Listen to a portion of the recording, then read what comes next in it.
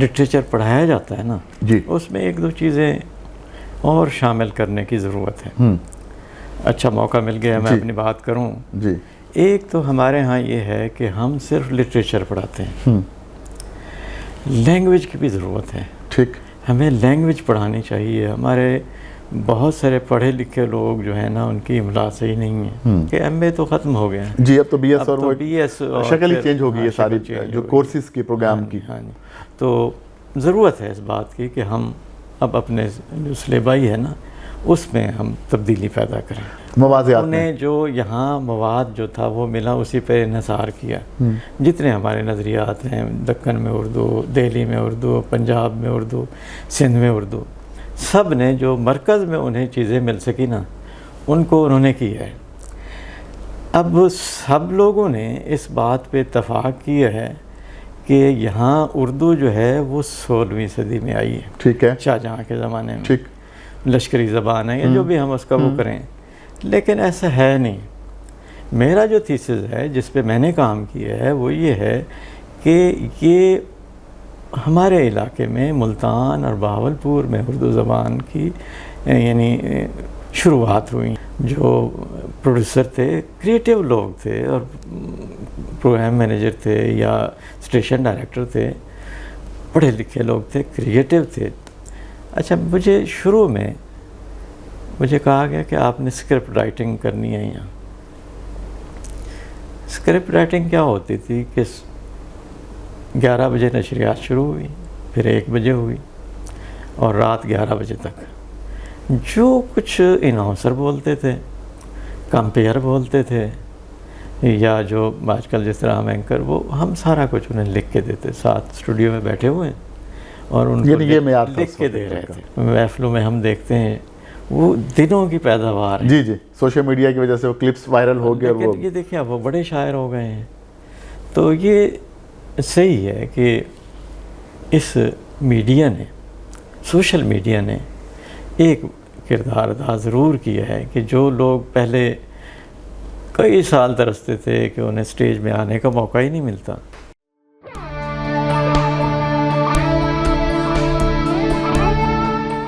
یہ radio Pakistan pod cost ہے. السلام علیکم. Radio Pakistan video podcast کے ایک اور خصوصی ایڈیشن کے ساتھ میں ہوں میزبان اور پروڈیوسر سجاد پرویز, اور آج ہماری مہمان شخصیت ہیں پروفیسر ڈاکٹر نواز کاوش. ڈاکٹر صاحب بنیادی طور پر استاد ہیں اور بہاولپور کے سب سے قدیم college government S C college میں صدر شعبہ اردو رہے, اور ان کی پی ایچ ڈی بھی بہاولپور کے حوالے سے ہی ہے. اس حوالے سے بھی ہم گفتگو کریں گے. اس کے علاوہ ڈاکٹر صاحب سینئر براڈ کاسٹر بھی ہیں. ریڈیو پاکستان کا آغاز بہاولپور میں جب 18 اگست 1975 کو ہوا تو پہلے دن سے ان کا تعلق ریڈیو پاکستان سے رہا, اور معروف سرائکی 15 روزہ ادبی پروگرام خوار کے یہ طویل عرصہ تک مدیر رہے. اس کے علاوہ جب پاکستان ٹیلی ویژن نے سرائکی ٹرانسمیشن کا آغاز لاہور سے کیا تو اس کا جو پہلا پروگرام تھا رت رنگیلڑی, اس کے بھی میزبان رہے. اب تک 8 کتابیں ان کی شائع ہو چکی ہیں, جن میں ایک کتاب شاعری کا مجموعہ ہے اور باقی 7 کتابیں نثری ان کے مضامین, اور آخری جو کتاب ان کی آئی ہے جو آپ دیکھ رہے ہیں جنوبی پنجاب کا ادب مضامین کا مجموعہ ہے. ڈاکٹر صاحب میں آپ کو ریڈیو پاکستان لاہور کے ویڈیو پوڈ کاسٹ اسٹوڈیو میں خوش آمدید کہتا ہوں. شکریہ, آپ نے مجھے یہاں بلایا اور بڑا اچھا لگا یہاں آ کے کہ ریڈیو پاکستان نے ایک نئے انداز کی نشریات شروع کی ہیں, اور یقیناً اس میں آپ کا کنٹریبیوشن ہے. جی ڈاکٹر صاحب, ہماری کوشش یہی ہے کہ سامعین کے ساتھ ہم ناظرین تک بھی آپ جیسی جو اہم شخصیات مختلف شعبوں سے جن کا تعلق ہے ان کے انٹرویوز, ان کے خیالات پہنچا سکیں. ڈاکٹر صاحب آپ بنیادی طور پر آپ تدریس سے وابستہ رہے اور اردو کے فروغ کے لیے آپ نے کافی کام کیا.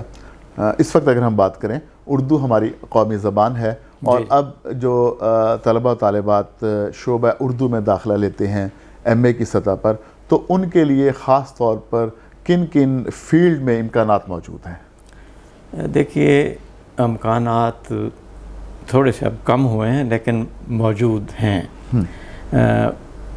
ایجوکیشن کا شعبہ تو ویسے موجود ہے, اس کے علاوہ ریڈیو ہے, ٹی وی ہے, اور آج کل تو چینلز بہت آ گئے ہیں. تو جو صحیح معنوں میں جس میں کوئی تھوڑی سی رمق ہے اور لکھنا پڑھنا جانتا ہے تو اس کے لیے جگہ بن جاتی ہے، کوئی مسئلہ نہیں ہے. تو میں سمجھتا ہوں. لیکن ایک چیز جو میں نے فیل کی ہے کہ ہمارے ہاں جو لٹریچر پڑھایا جاتا ہے نا جی اس میں ایک دو چیزیں اور شامل کرنے کی ضرورت ہے. اچھا موقع مل گیا میں اپنی بات کروں. جی ایک تو ہمارے ہاں یہ ہے کہ ہم صرف لٹریچر پڑھاتے ہیں. لینگویج کی بھی ضرورت ہے. ٹھیک. ہمیں لینگویج پڑھانی چاہیے. ہمارے بہت سارے پڑھے لکھے لوگ جو ہیں نا ان کی املا صحیح نہیں ہے، ان کے جملے صحیح نہیں ہیں. ٹھیک ہے. ان کی یعنی اس کو بھی ہمیں یعنی اب ایم اے تو ختم ہو گیا، بی ایس شروع ہے، تو اس میں ہمیں لینگویج کا بھی ایک پیپر رکھنا چاہیے. یعنی ادب کے ساتھ زبان پہ بھی توجہ دینی چاہیے. ہاں چونکہ لکھنے پڑھنے کی وہ ہے نا ضرورت پڑتی ہے. ٹھیک. تو اس میں یہ ہونا چاہیے. دوسرا یہ ہے کہ ہمارا جو لٹریچر ہم پڑھاتے ہیں یہ ہم نے سارا کلاسک کو لیا ہوا ہے. اب ضرورت یہ ہے کہ ہمارے آج کی جو ادب کی ضروریات ہیں یا جس طرح آج کا ادب جو ہے وہ تخلیق ہو رہا ہے، اب ہم نئے لوگوں کو لائیں تاکہ پتہ ہو کہ ہمارا جو نیا لٹریچر لکھا جا رہا ہے اس میں کیا کیا تبدیلیاں آ رہی ہیں، کیا کیا اس میں جذبات اور احساسات. اب دیکھیں نا ہمارے سامنے یہ میڈیا کے کئی اب شکلیں آ گئی ہیں. ٹھیک. تو بہت ساری چیزیں ایسی ہیں جو اب ہمیں کرنے کی ضرورت ہے. یعنی آپ کہہ رہے ہیں کہ جو خاص طور پہ جو یونیورسٹیوں کی سطح پر ایم اے اردو کا سلیبس ہے اس کو جدید تقاضوں سے ہم آہنگ کرنے کی بہت ضرورت ہے. بالکل ہے 100% ہے. اسے ہمیں چاہیے کہ ہم اس کو نا تھوڑا سا تبدیل کریں اور وقت کے جو تقاضے ہیں نا ان کو. ویسے تو میں نے ابھی کہا نا کہ ایم اے تو ختم ہو گیا جی، اب تو بی ایس اور وہ شکل ہی چینج ہو ہوگی ہے ساری جو کورسز کی پروگرام کی. تو ضرورت ہے اس بات کی کہ ہم اب اپنے جو سلیبائی ہے نا اس میں ہم تبدیلی پیدا کریں. ڈاکٹر صاحب آپ کی جو اسپیشلائزیشن ہے وہ اردو پہ ہے، اردو زبان، پھر آپ کا جو تھیسس تھا بہاولپور اور اردو.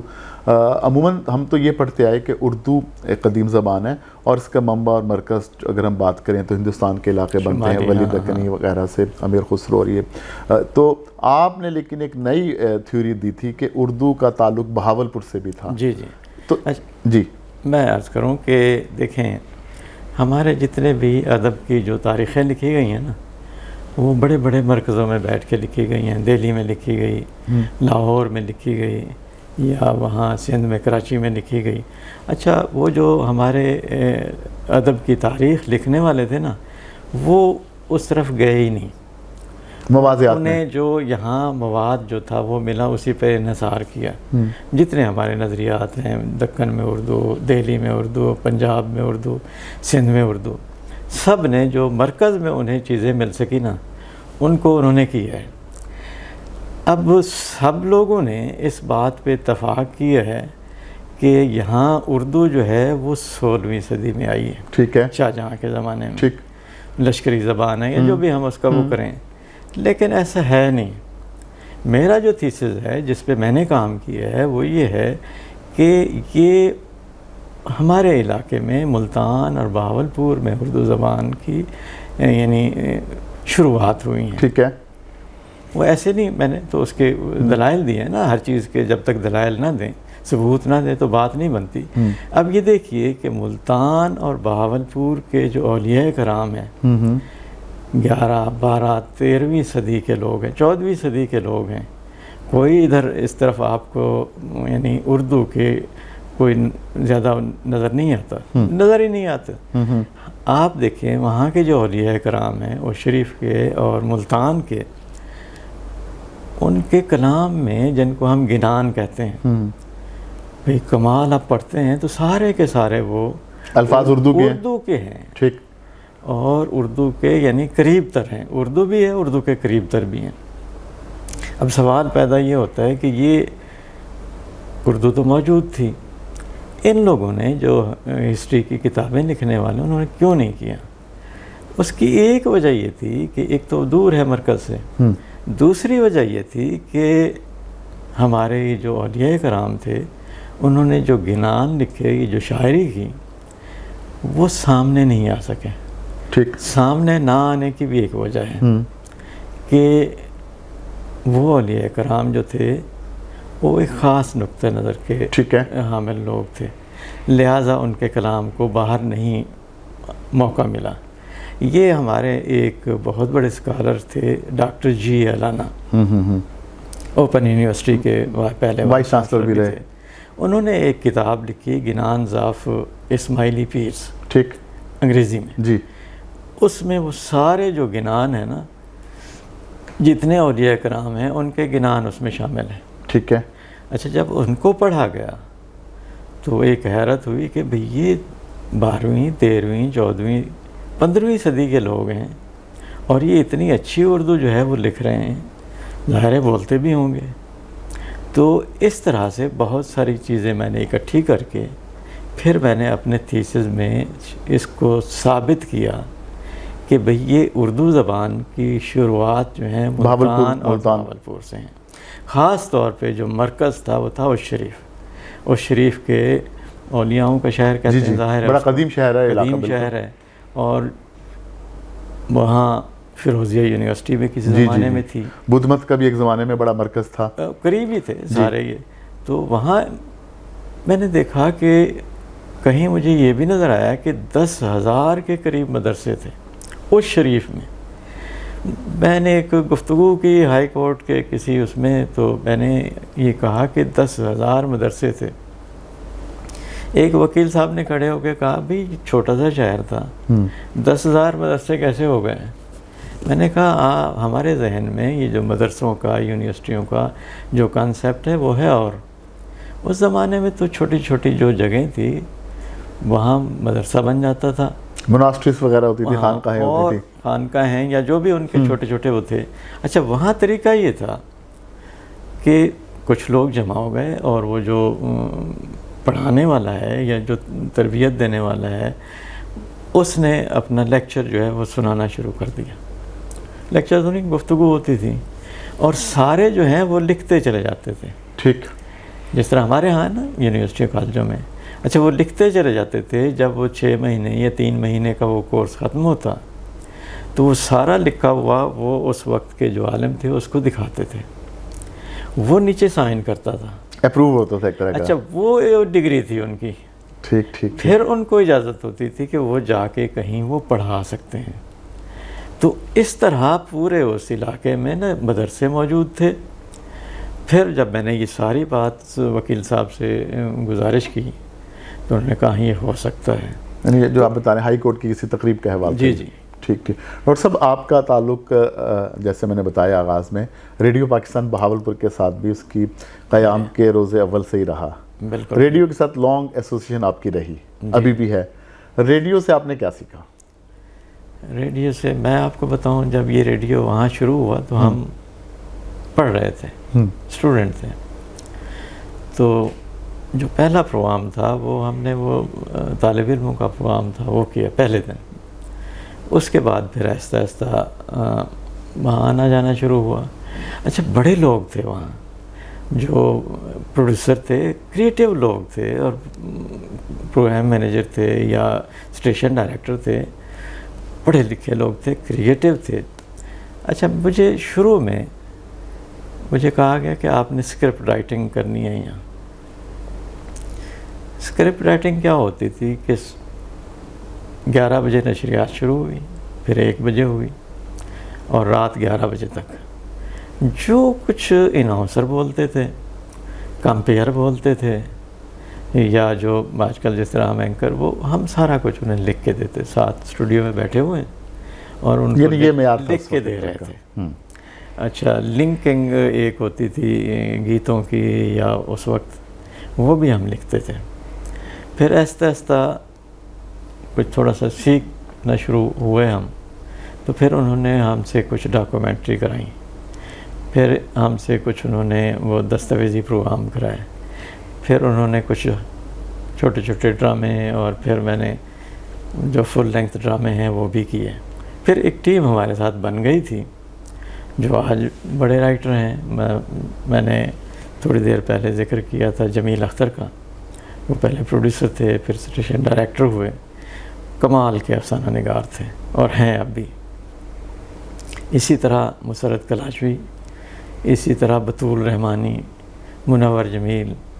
یہ ہم لوگ تھے 4-5 طاہر محمود بھی شامل ہو گئے کہ ہم وہاں اسکرپٹ لکھتے تھے، ڈرامے بھی لکھتے تھے، سارا ایکٹیویٹی کرتے تھے. اور جب مشاعرے ہوتے تھے، مشاعرے بھی میں نے وہاں بہت کنڈکٹ کیے ہیں. پھر 2 پروگرام وہاں سے شروع ہوئے ادبی پروگرام. ایک کا نام نخلستان تھا اور اردو میں 15 روزہ اردو ادبی پروگرام، اور دوسرا تھا فوار. اچھا، پہلے میں نے نخلستان کیا. افضال بیلا تھے ان دنوں میں پروڈیوسر. نخلستان ہر 15 دن بعد سرائکی میں ادبی ہوتا پروگرام. تھا. پھر کچھ عرصہ بعد میں نے فوار شروع کیا جو سرائکی ادبی پروگرام تھا. وہ پھر بہت عرصہ چلتا رہا. اچھا، اس میں آپ اس کو جو بھی سمجھیں بہرحال، تو اتنے وہ اسٹرکٹ تھے ہمارے پروڈیوسر یا اسٹیشن ڈائریکٹر کہ بغیر اسکرپٹ کے مائک کے سامنے آپ نہیں بولیں گے، اسکرپٹ ہونا چاہیے. اچھا، ہمیں تھوڑا سا چونکہ تجربہ ہو گیا تھا تو میں نے کہا جی میں اسکرپٹ نہیں پڑھوں گا. اسکرپٹ میں 10 منٹ آدمی پڑھتا ہے. اگر آپ کا پروگرام آدھے گھنٹے کا ہے تو میں 10 منٹ بولوں گا، پھر کیا ہوگا؟ تو انہوں نے پھر کہا چلیں آپ کو ہم تھوڑا سا ریلیکس کرتے ہیں آپ بغیر. تو میں نے وہاں 1 گھنٹے کا پروگرام جو ہے نا ایکسٹمپور بولا. وہ اچھا اتفاق سے اس میں رکاوٹ بھی کم آتی تھی. اچھا، ہوتا یہ تھا کہ کسی شاعر کا، کسی ادیب کا، کسی کو ہم پہلے اس کا انٹرو پڑھتے تھے کہ بھئی اس کا کیا کس طرح کا اسٹیبلش کرتے تھے پرسنالٹی کو. اچھا، وہ اللہ کا کرم ہے کہ وہ ایسے ہم بولتے تھے. اور پروڈیوسر نے یا کبھی اسٹیشن ڈائریکٹر نے بلا کے نہیں کہا کہ بھئی، تو بس یہ ایک ہو جاتا ہے. بس یعنی ریڈیو آپ کا مزاج کا حصہ بن گیا. مزاج کا حصہ بن گیا. اور پھر ہم نے اس کو پھر میں نے وہاں جو ڈرامے لکھے. آپ سے تو کئی ڈراموں کے ایوارڈ بھی ملا، نیشنل لیول پہ ایوارڈ بھی ملے ہیں، نیشنل ایوارڈ بھی ملے 1-2 کے. پھر میں نے وہ کتاب بھی ایک چھاپی ہے. اچھا، اردو ڈراموں کی ایک کتاب ہے جو ریڈیوئی ڈرامے ہیں، اس کا نام ہے سراب موسم. ٹھیک ٹھیک ٹھیک ٹھیک. تو جو کافی بچے جب تھیسس کرتے ہیں تو وہ ان کتاب کو جب خاص طور پہ ڈرامے کے بارے میں بات کرتے ہیں تو ان کے لیے بڑی وہ کتاب جو ہے اچھی خاصی معاون ثابت ہوتی ہے. نہیں، اس پہ کام بھی ہوا ہے. جی، ان ڈراموں پہ کام بھی ہوا ہے. جی جی جی جی. اچھا ڈاکٹر صاحب، شاعری بھی آپ نے کی ہے. جی جی. آپ ریڈیو پہ سرائکی ادبی پروگرام کے مدیر رہے. شاعری آپ نے اردو میں کی ہے. کیا یہ کھلا تضاد نہیں؟ میں تضاد کہہ لیجیے، چونکہ میرا مزاج میں تھا نا، چونکہ اردو زیادہ تھی. جی، لیکن یہ نہیں ہے کہ میں نے سرائکی شاعری نہیں، لیکن آپ کی شناخت اردو شاعر کے طور پر ضرورتاً شاعری کی، سرائکی شاعری، لیکن وہ کوئی باقاعدہ میں نے اس کو وہ نہیں کیا. اردو شاعری. اردو میں آپ نے کس سے صلاح لی؟ اردو میں نے بہت کچھ سیکھا تھا. وہاں کے ایک بہت بڑے شاعر تھے سید آل احمد. جی جی جی. میں جب اسٹوڈنٹ تھا، ریڈیو میں آنے سے پہلے تھوڑا عرصہ میں ان کے اخبار سے بھی تعلق تھا. کارواں اخبار تھا. کارواں سے. جی. صحافت سے بھی تعلق تھا. پھر میں 1-2 روزنامے بھی میرے پاس تھے. تو اصل میں مجھے وہاں سے یہ موقع ملا سیکھنے کا. آپ امروز میں بھاولپور ڈائری بھی لکھتے تھے ہفتہ وار. ہمارے ہاں یہ شروع ہوا قلم قبیلہ. قلم قبیلے کی جو ہر ہفتے کی رپورٹ تھی، جو اس کا سیکرٹری بھی تھا، تو پہلے وہ امروز میں ہر ہفتے کالم چھپتا تھا رابطے کے نام سے. ٹھیک. ملتان سے. پھر وہ لاہور میں بھی آ گیا، یہاں سے بھی چھپتا تھا. تو اس کے بعد ایک اور اخبار تھا مغربی پاکستان. یہ بھی روزنامہ تھا. پھر جب یہاں سے جنگ شروع ہوا ملتان سے، پہلے لاہور سے ہوا. جی جی جی. تو یہاں بھی میں نے شروع کے دنوں میں مضامین بھی لکھے اور کالم بھی لکھے، اور تازہ یہاں جو شروع ہوا تھا. اور بڑا اچھا حسن رضوی اور اس طرح کے بڑے نام منسلک وہ چھپتے تھے، اور ادبی صفحہ بھی چھپتا تھا. جی جی. اس پہ ہم خاص طور پہ میں اس میں تھوڑا بہت. ڈاکٹر صاحب، اب ایک نوجوان ہے جس کے سامنے لاتعداد ٹی وی چینلز ہیں، ریڈیو کے بھی پرائیویٹ چینلز ہیں، پھر ہاتھ میں موبائل ہے جس پہ سوشل میڈیا ہے. ایسے دور میں آپ کیا سمجھتے ہیں کہ ادب کا رشتہ تعلق کیسے جڑ سکتا ہے، اور ادب ہماری زندگی میں کیا کردار ادا کر سکتا ہے؟ دیکھیں، ادب ہماری زندگی میں اثر انداز تو ہے. اچھا. اس سے آپ انکار نہیں کر سکتے. لیکن اب جب یہ سوشل میڈیا ہے نا تو ہر بندے کو رسائی ہو گئی ہے کہ وہ 2 جملے لکھتا ہے فوراً وہ فیس بک پہ ڈال دیتا ہے یا اچھا اس میں اب یہ ہے کہ جو تھوڑے سے جینون لوگ ہیں نا اب ان کے پاس وہ پہلے والے موقع نہیں ہیں. ایک روایت تھی ہر شہر میں ہماری بیوروکریسی جو ہے مشاعرے کراتی تھی. اچھا پھر arts council I, national centre اس سے پہلے تھا, پاکستان نیشنل سینٹر تھا, یہ ادب کی ترویج کے لیے کام کرتے تھے. اب حالات ایسے ہوئے کہ وہ سارا ٹرینڈ ہی چینج ہو گیا, نہ بیوروکریسی کرتی ہے نہ اس طرح. تو اب ہر بندہ جو ہے وہ سوشل میڈیا اس کے پاس پہ پلیٹ آ فارم گیا ہے. لیکن وہ شناسائی یا وہ جو ہے ایک کوالٹی کا تو فرق پڑا نا, جو جس کے ہاں سپارک ہے جو لوگوں کو متاثر کر سکتا ہے وہ اب بھی کامیاب ہے. وہ 2 شعر اس میں دے گا, اگر وہ اچھے ہیں اور آپ کے دل کو لگتے ہیں اور وہ ہمارے معاشرے کی ترجمانی بھی صحیح کرتے ہیں, وہ اس کا اثر ہے اور لوگ اس کو پسند بھی کرتے ہیں. لوگ اب دیکھیے نا بہت سارے ہمارے یہ جو محفلوں میں ہم دیکھتے ہیں وہ دنوں کی پیداوار ہے. جی سوشل میڈیا کی وجہ سے وہ کلپس وائرل ہو گئے, لیکن یہ دیکھیں اب وہ بڑے شاعر ہو گئے ہیں. تو یہ صحیح ہے کہ اس میڈیا نے, سوشل میڈیا نے ایک کردار ادا ضرور کیا ہے کہ جو لوگ پہلے کئی سال ترستے تھے کہ انہیں اسٹیج میں آنے کا موقع ہی نہیں ملتا. اچھا میں نے آپ سے عرض کیا وہ کہ جب یہاں سے جنگ شروع ہوا نا, جی ملتان سے, لاہور سے, اچھا لاہور سے بعد میں شروع ہوا ہے نا, جی تو شروع کے دنوں میں نے یہاں کچھ مضامین بھی لکھے اور جو وہاں کی جو ادبی ایکٹیویٹی ہیں ان کی رپورٹ بھی میری چھپتی رہی. ٹھیک 80 کی دہائی میں جنگ کراچی کے بعد جنگ لاہور شروع ہوا تھا, بالکل شروع ہوا ہے. جی تو ہم ان دنوں میں اسٹوڈنٹ بھی تھے اور لیکن باقاعدگی سے میں لکھتا رہا. ڈاکٹر صاحب آپ چونکہ بڑے ایکٹیو رہے بہاولپور, ماشاءاللہ ابھی بھی آپ وہاں کی ادبی سرگرمیوں میں ایکٹیو ہیں, اور ہم چونکہ آپ کا انٹرویو لاہور میں بیٹھ کے یہاں کر رہے ہیں, ہمارے وہ ناظرین و سامعین جو بہاولپور کبھی گئے نہیں, بہاولپور کی ایک تاریخ رہی ہے کہ وہاں ادبی سرگرمیاں خاصی تعداد سے ہوتی رہیں, مختلف تنظیمیں بھی تھیں, بلکہ ہم کہہ سکتے ہیں کہ جو بہاولپور کی سنہری شامیں ہیں ان کا یہ خاصہ رہا کہ آئے دن کوئی نہ کوئی تقریب برپا ہوتی تھی. اب جب آپ ماضی میں دیکھتے ہیں بہاولپور کا تھوڑا سا اگر ادبی جو منظرنامہ ہے وہ ہمارے ناظرین و سامعین سے اور آج کا مختصراً اگر آپ شیئر کرنا چاہیں. میں عرض کروں کہ بہاولپور میں ایک ایسا تعلیمی ادارہ ہے جو تقریباً 150 سالہ تاریخ رکھتا ہے, government S C college Bahawalpur, جس سے آپ وابستہ رہے, جس سے میں 1886 میں اچھا قائم ہوا. وہاں ایس سی کالج میں آپ حیران ہوں گے کہ اردو کے جو بڑے بڑے نام ہیں وہ وہاں سے یا تو پڑھتے رہے یا پڑھاتے رہے. مثلا احمد ادیم قاسمی, شفیق الرحمان اور محمد خالد اختر, واہ چاکی واڑہ میں مثال.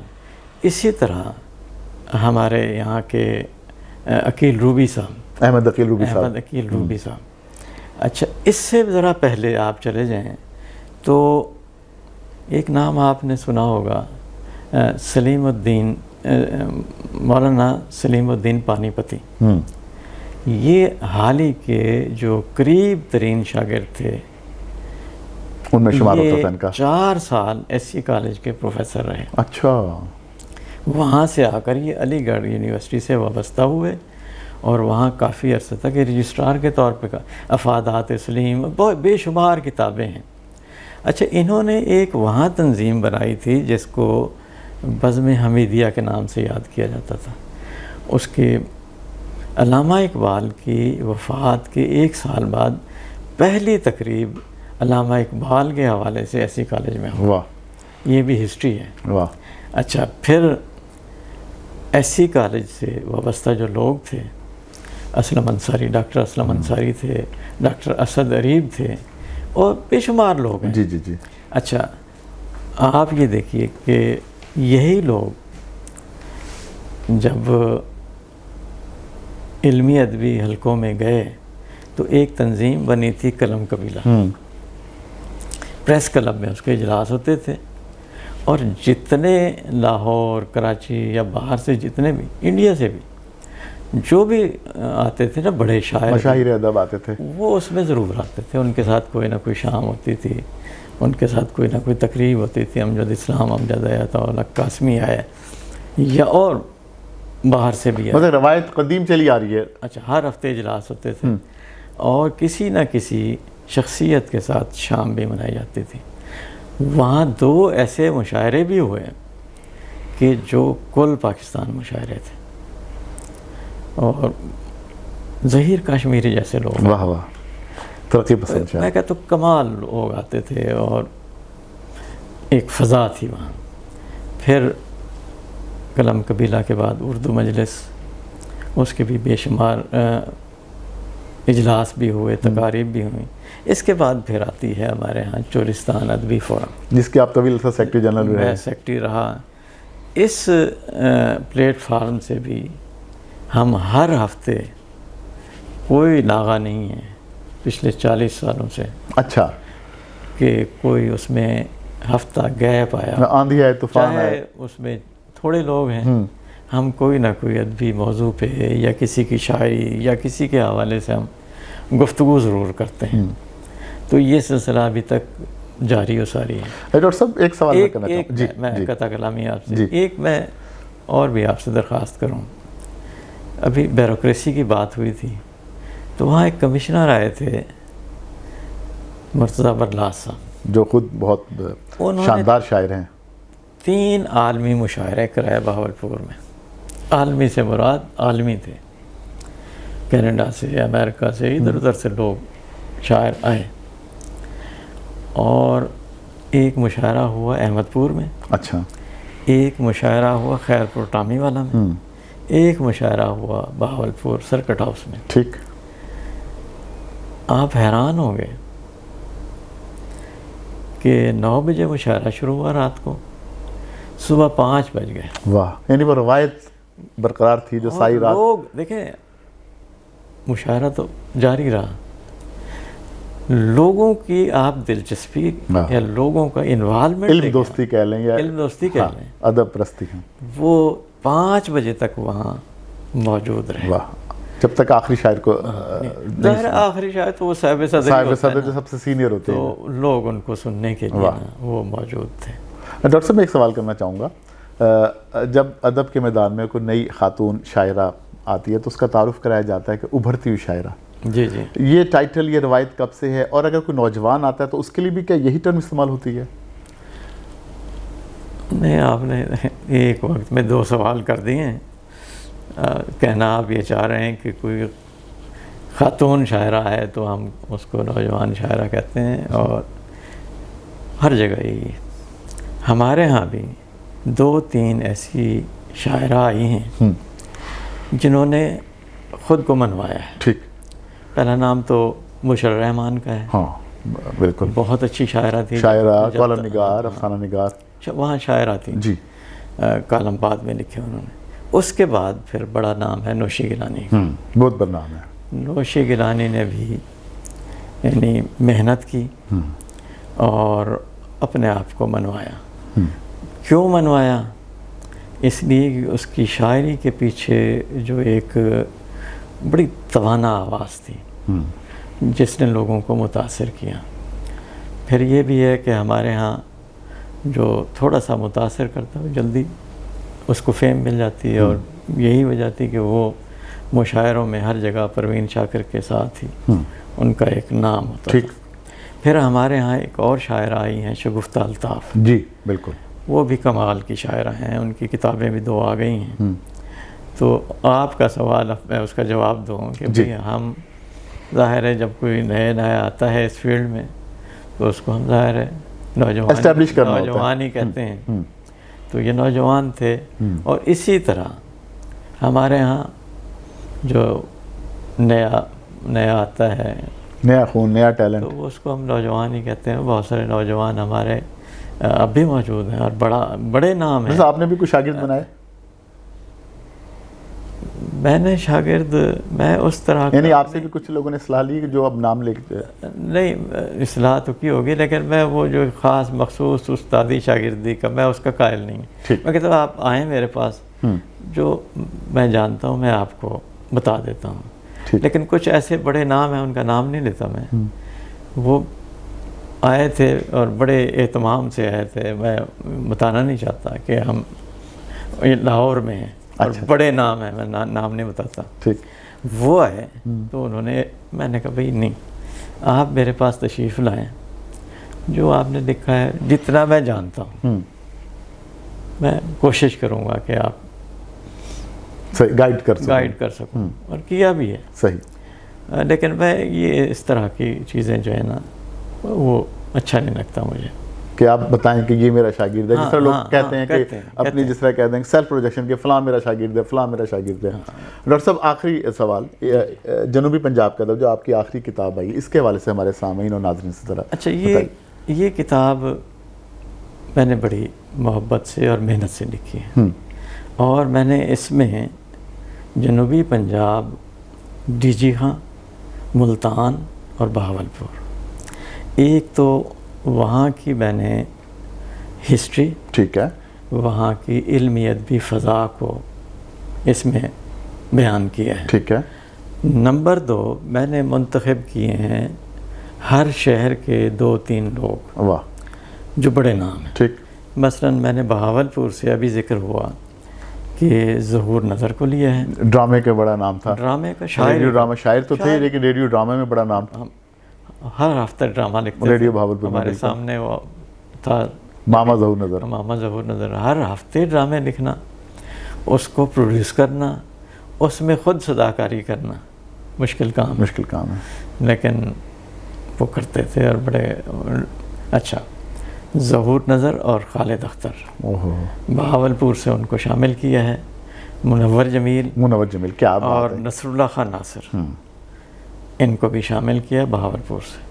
سلیم شہزاد کو بھی بہاول لگا. جی.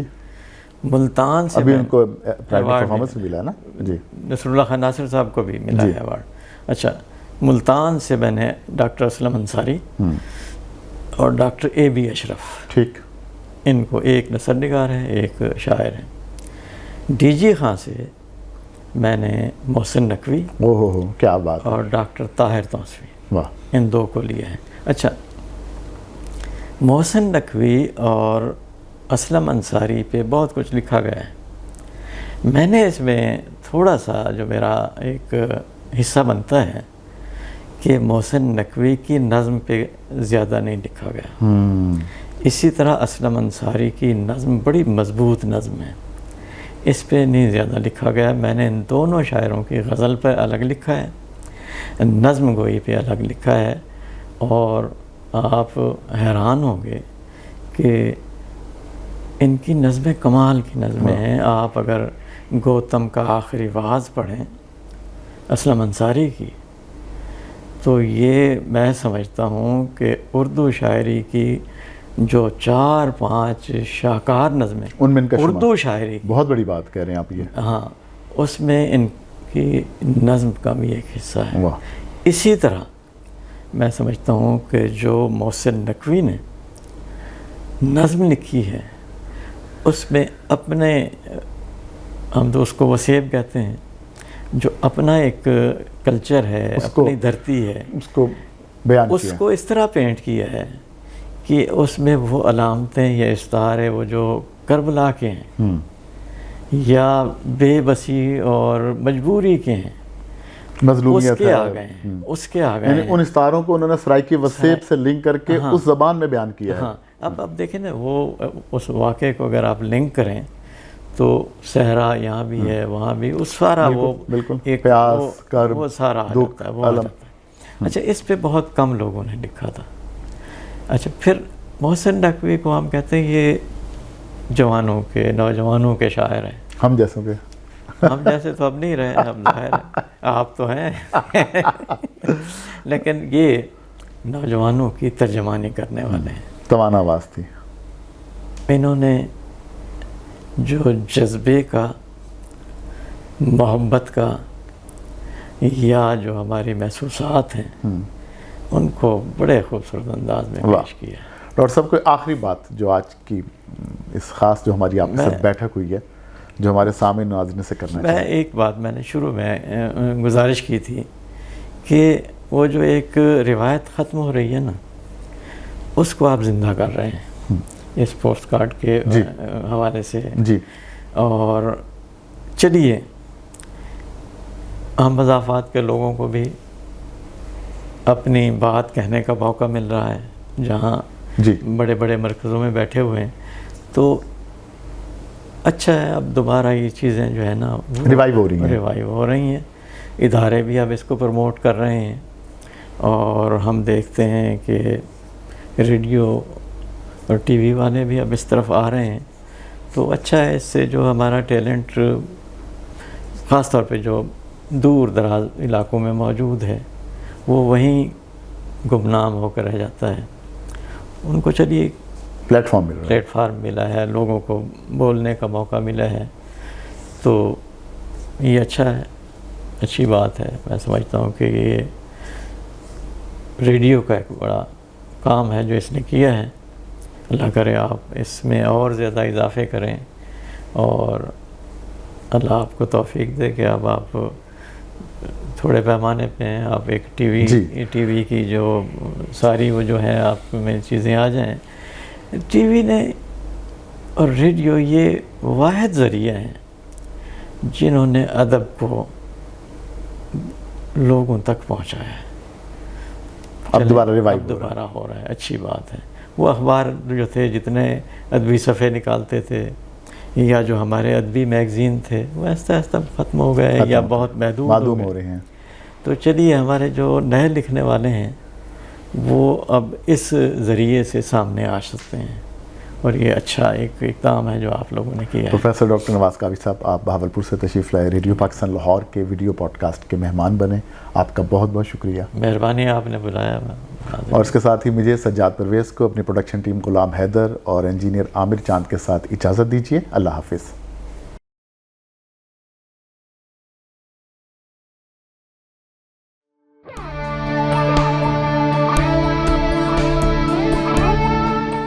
یہ ریڈیو پاکستان پوڈ کاسٹ ہے.